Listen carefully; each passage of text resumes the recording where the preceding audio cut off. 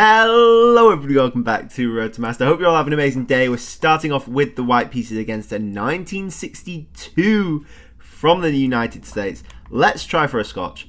Or not. Or not, we'll go for a Philidor, I guess. Break with D4 like we always do. Takes, knight takes. Exchange variation.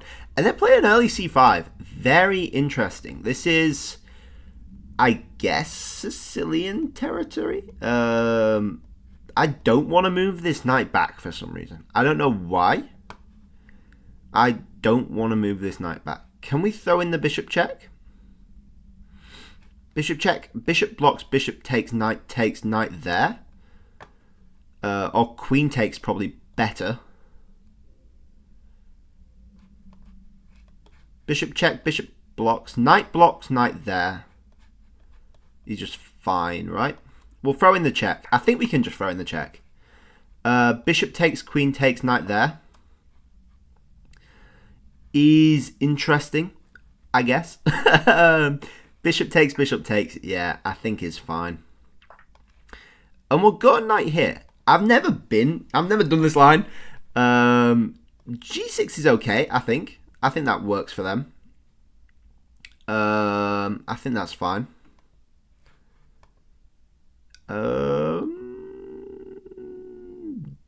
Knight E3, I guess. I don't really know what's happening. We'll play a C3 as well. I don't like this knight. I don't like this bishop. C3 is good against both of them. They long castle as well. Wow. This is a wild game straight off the bat. I love it. It's great. We'll go knight A3, I guess. There's not really many other places I want to develop this knight. And then a quick knight C4. Obviously with the threat of B6 is there. I want to get this knight in the game as well if they go queen there. And we've got a check coming, which is going to be nice. Is that a trapped queen? Is that oh, queen B6, you've got knight B6 mate. Oh, that's disgusting. Oh my gosh. Those knights are ridiculous. Wow, that queen's trapped. It goes to D7. You've got the fork like we've seen before. It can't go there, there. Oh my gosh. If it goes there, that's checkmate. Oh my gosh. Well, that was a quick video, I guess. Wow. Oh my gosh. I think they're realizing it as well. Holy moly. I don't have any words. I don't have any words at all. They decide to give up the queen, and I think I don't blame them. I don't blame them at all. And we'll take this knight, I guess. We'll take the knight, and we'll go queen E2, I guess. We'll get castled quickly. Try trade off this rook, because this is a cool looking rook for them, I guess. Then knight could not really do anything. Yeah. We'll trade off as much as we can. I don't mind an F3 if the knight comes in. And then we'll just castle, get the rooks on D1. The queen's there to support them as well. So yeah, I think we're happy. I mean, we're up a queen for a piece.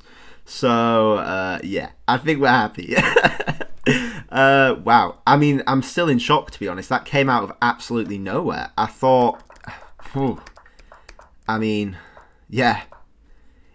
It was just this queen move. I don't even know how you stop that. Maybe a king up. No, but king up, you still have check. So we'll just castle out the way. The knight could not still do anything. It could go to B6, I guess. But then, again, it's not doing anything. We've just got this knight on a complete lock, which is insane. We'll get this rook across in case we want to push some of these pawns. A B4 looks tempting. Just opening up the king a bit. B4 looks very nice. And if bishop takes, we'll just trade off some more. You know, I'm not upset about going down a pawn for a piece. Oh, bishop takes. We'd probably just win the bishop, right, with queen C4 check. Probably slightly better.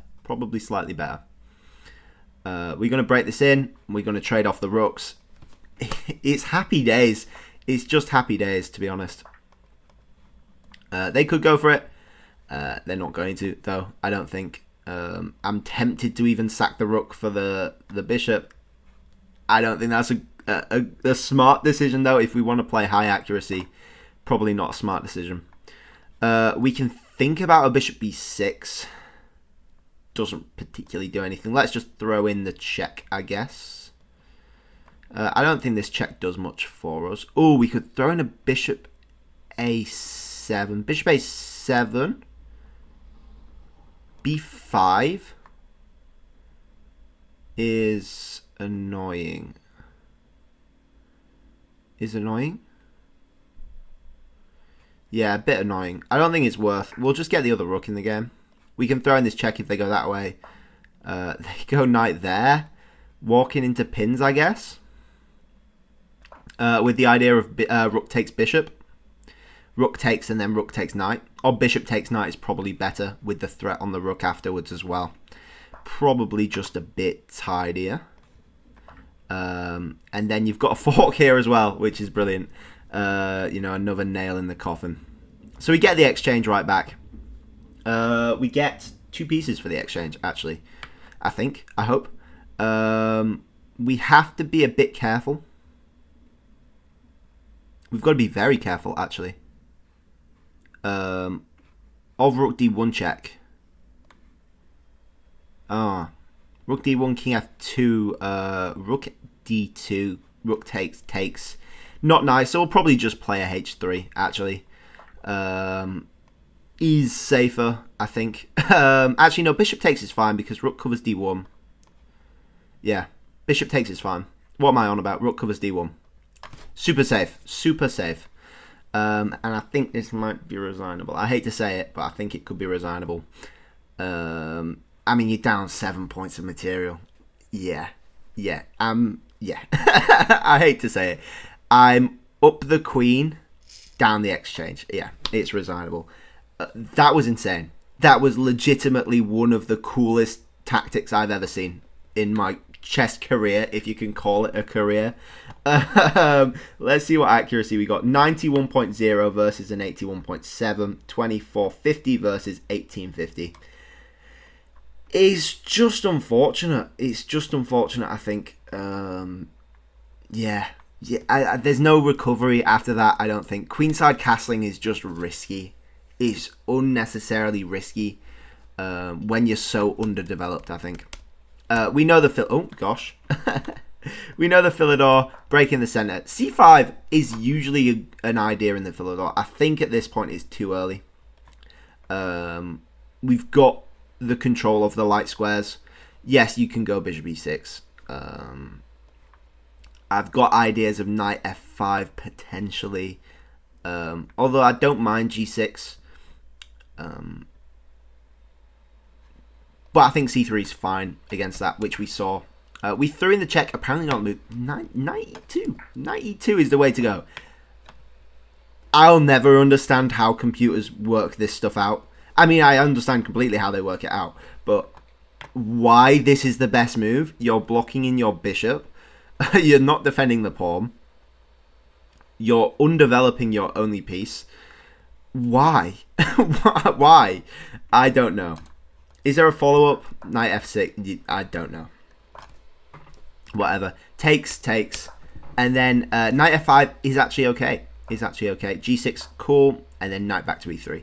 I like the knight on e3. This is a huge outpost, especially with this other knight on c3. Not that we get it there. We play c3 ourselves. But it's such a nice outpost. It's such a nice outpost. And if you want to combat it, you're blocking in your bishop a bit. So I like it. We played c3 a bit defensive, potentially. And then this is where it all goes wrong. This pawn move. There's no need. I'm not threatening anything. This pawn's so well defended. I could argue a7's under threat, but a swift king b8 solves everything. The knight there is under. It is defending it as well. Like, it's super solid. Like you could do that. What's the point of me going b5? there is no point to going b5. I'm not doing anything here at all. It's not even a maneuvering thing because I can't maneuver anywhere but to where I started. So yeah, knight c4 is too tempting not to threaten this, and I don't even know the best way to defend. The best way to defend is just king b8. And yeah, what do we do now? Probably a knight d5. Not the best move, but okay. You just develop and you claim you can't kick this knight out without significantly weakening your king, I guess. And it's just a permanent pain in their backside.